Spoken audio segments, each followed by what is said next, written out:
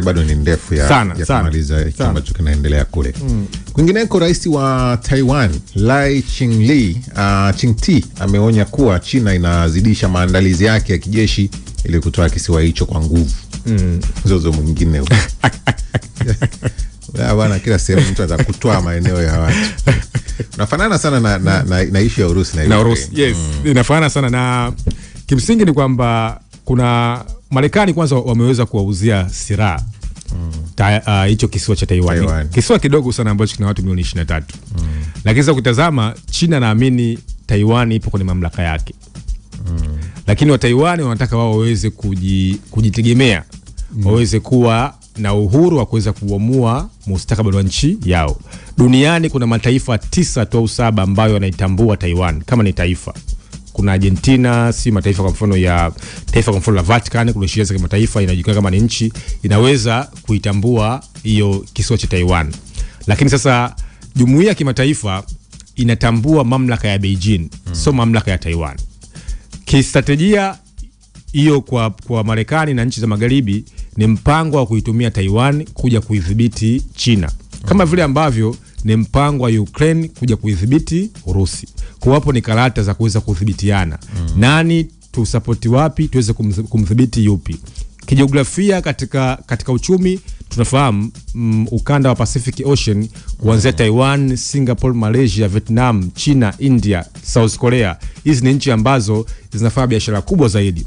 Na kuna mabilioni ya dola ambayo yanafanya biashara ambayo yanapita katika ukanda wa Pacific Ocean. Kwa hiyo kuwa na ushawishi Taiwan maana ni kwamba ni kuweza kuidhibiti China.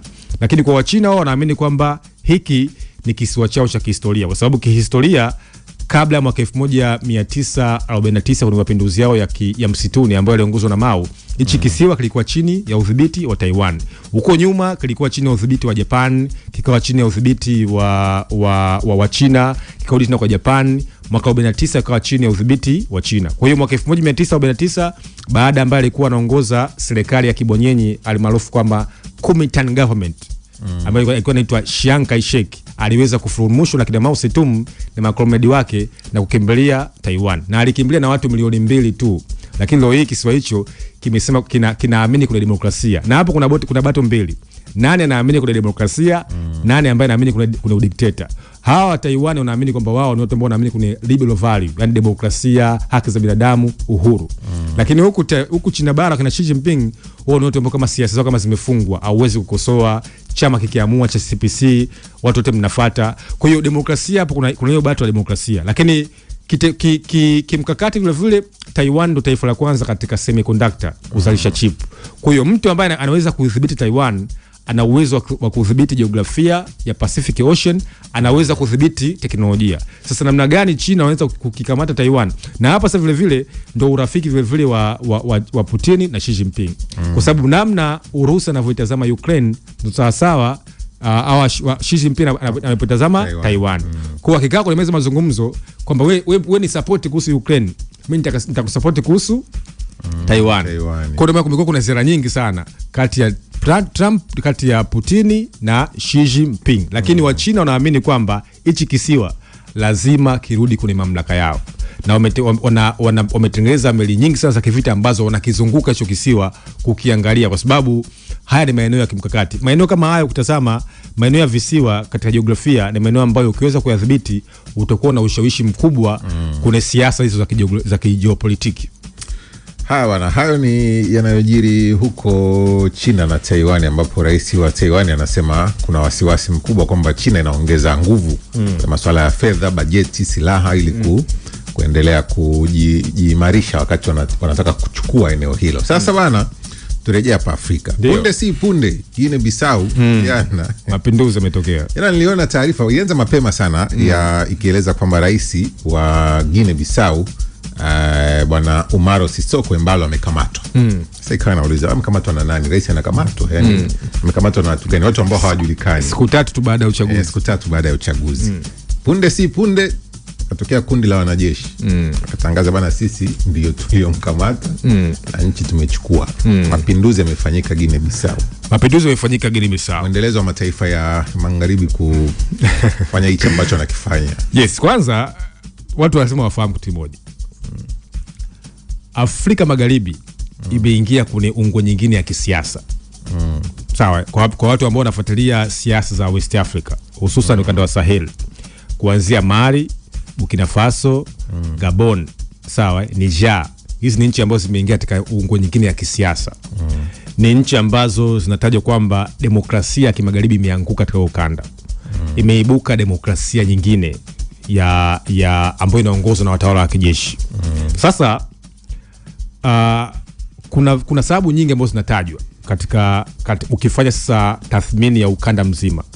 Sababu ya kwanza ni ushawishi wa makoloni wa zamani katika huo ukanda, ambao wamekuwa wakishirikiana na serikali za kidemokrasia kwa lengo la kuhakikisha kwamba wanaweza kupambana na yale makundi ambayo yanaitwa makundi ya itikadi kali au janjawidi, kwa sababu ukanda West Africa na ukanda wa ECOWAS ambao una jumla nchi 16 unapitia changamoto kubwa mbili. Changamoto ya kwanza ni tatizo la kiusalama, lakini changamoto ya pili, namna gani mapinduzi ya kiuchumi yanaweza kugusa maisha ya watu wa kawaida. Hizo changamoto mbili ambazo zinapitia. Sasa serikali nyingi za kidemokrasia zimeshindwa kuleta aueni kwa wale ambao wanaitwa wananchi wa kawaida. Nitapa mfano mmoja. Ukienda kwa mfano Niger, kuna kiongozi anaitwa Mohamed Bazoum. Alipunduliwa na mlinzi wake aitwa Mohamed Tishan, mlinzi. Kwa ngozi kikosi cha rais.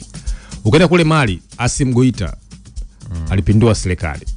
Ukienda kwa mfano Burkina Faso, tunafahamu Ibrahim Traore. Sawa? Ndio. Kwa sasa Afrika Magharibi imeingia katika mkwamo wa kisiasa. Lakini vile vile kwa Afrika yenyewe katika ujumla wake inapitia kwenye transition katika kipindi cha mpito. Kwa sasa ile dhana, kwa sababu demokrasia, kwa sababu mfumo wa kimagharibi una umri. Una nini? Una umri. Yani kuna watu walianza katika mifumo, walipitia katika historia ambayo inapitia katika nchi za Afrika Magharibi. Kwa sababu historia ina mwanzo, ina katikati na mwisho, na historia ina tabia kujirudia, na mnaishi katika mfumo ambao wa kidunia. Kwa hiyo ile historia ile ambayo watu walipitia na nyinyi lazima muweze kuipitia. Sasa ina tafiti zinasemaje kuhusu kwa mfano haya mabadiliko ya transition? Cha kwanza, namna gani siasa inaweza kubadilika kuweza kugusa maisha ya watu. Swali la kwanza. Lakini swali la pili, namna gani unaweza kujenga taasisi imara, strong institution. Lakini cha tatu, namna gani mifumo ya kiuchumi na kisiasa inaweza kuwa benefit na isiwe na ushawishi kwa wale ambao wanaitwa mataifa ya nje. Kwa hiyo hoja kubwa ya ukanda wa West Africa ni hoja kubwa ya kiusalama.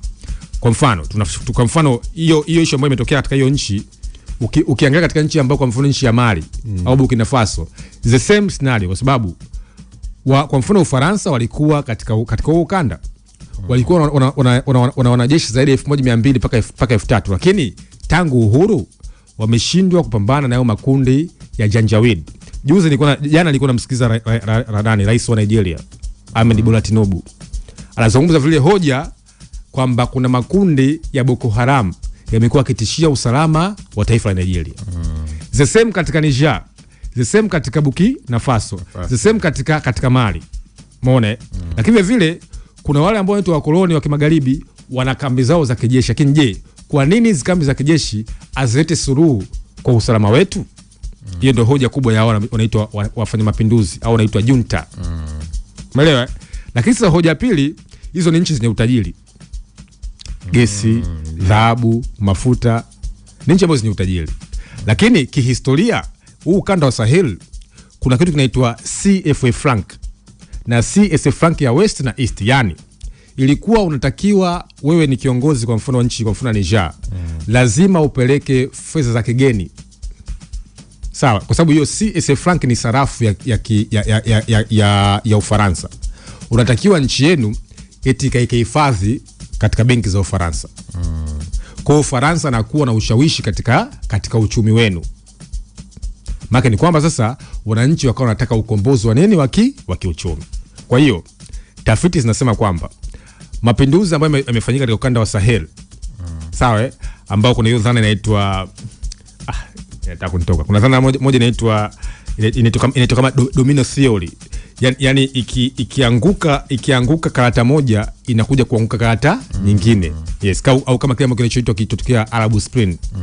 Sawa, mataifa hayo yakapitia katika hiyo mabadiliko makubwa ya kiuongozi ambao viongozi ambao walikaa kwa kipindi mrefu. Kwa hiyo mimi nikishotokea kwa mfano jana, mimi sikushangaa. Ni muendelezo wa ukanda wa Sahel kuweza kuanguka kidemokrasia. Kwa sasa vile vile ukanda wa Sahel umeingia kuna demokrasia nyingine ya kitofauti ambayo na kivyo vile kutazama nchi zao hizo wengi washazoea kupinduana. Ukisoma historia walipinduana si miaka 70, miaka 80 wakarudi. Kwa mwisho siku nimeona Antonio Guterres asema kwamba nchi hiyo lazima iweze kuwa na amani.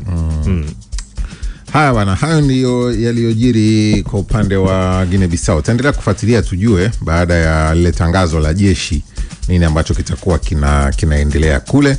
Lakini Mago wa Mabibu anasema Putin na Trump wanacheza karata moja, japo Trump anajionyesha kama ni mpatanishi. Maoni yake.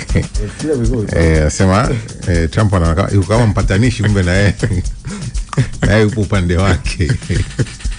Inawezekana, lakini yes, unajua kuna moja ya tafiti iliandikwa kuna jarida maarufu duniani inaitwa The Economics. Inasema kwamba Trump ni kiongozi ambaye anawapenda viongozi, wanasema viongozi wale mashuhuri, viongozi wakuu. Yaani kwa mfano ukiangalia Trump anamuhusudu Putin, anamuhusudu Kim Jong Un. Anambomoa Xi Jinping akikutana naye anamsifia, anampenda Erdogan. Na wale viongozi ambao wengi kutazama anampenda, kwa mfano Viktor Orban. Hao ni viongozi ambao kutazama wengi wanamtazama wa kiafidhina. Kwa sababu hata Trump naye ni mtu ambaye anaamini katika sera za kiafidhina zenye mlengo mkali wa kulia. Kama vile ambazo anazo Netanyahu. Watu ambao wanaamini kuna sera za mlengo wa kulia na watu ambao wanaamini katika sera za utaifa. Yani lazima Marekani kwanza, lazima Israeli kwanza, lazima Hungary kwanza, lazima Urusi kwanza, au lazima China kwanza. Wanaamini katika sera kwanza tuwape kwanza kipaumbele wananchi wetu kwanza, sio wananchi wengine. Sasa kwenye siasa viongozi wanatofautiana au wanaelewana kwa sababu ya milengo ya kisiasa. Tunaitwa ideology. Je, wewe una mlengo wa kushoto? Una mlengo wa kulia? Una sera za utaifa? Una uafidhina? Ukiacha kwamba Trump anaishi kuna dunia ya kidemokrasia, lakini still bado mlengo wake kutazama umekuwa ukifanana na mataifa mengine. Sasa yeye ukitazama, na mimi naamini kama Trump angekuwa katika taifa lingine, kwa mfano hizi nchi za komunisti, Trump asingetoka madarakani. Kwa sababu yupo katika taifa ambalo yani lazima miaka 4 utaondoka. Kama kwa mfano angekuwa anaongoza kwa mfano hizi nchi labda Vietnam, nchi za mashariki hizi ambazo vyama siasa vinaweza vikakaa kwa kipindi kirefu, asingetoka.